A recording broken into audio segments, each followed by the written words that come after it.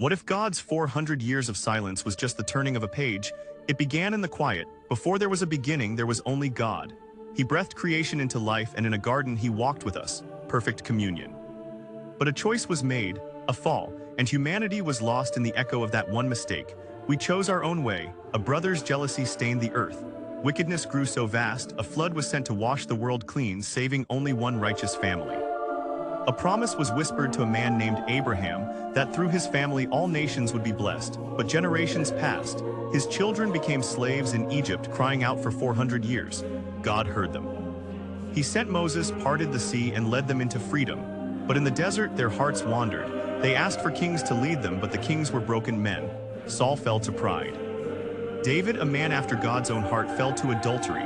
Solomon in all his wisdom fell to idolatry. The kingdom split. Prophets wept, warning of judgment, but their words fell on deaf ears. Exile, defeat, and then silence. 400 years of waiting, wondering if God had forgotten his promise. But God never forgets. The scripture says, "But when the fullness of time had come, God sent forth his Son." Galatians chapter 4 verse 4.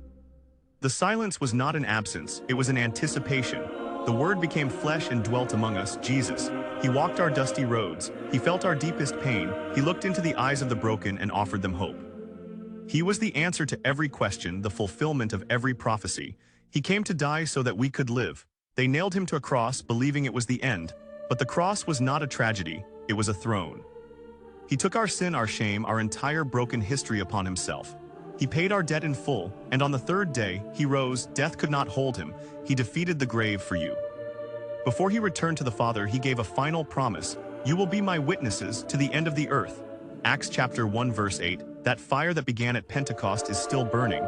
The story isn't over, it continues in you. In what part of your life do you need his story to rewrite yours? Comment, "He is my author," if you believe this is true.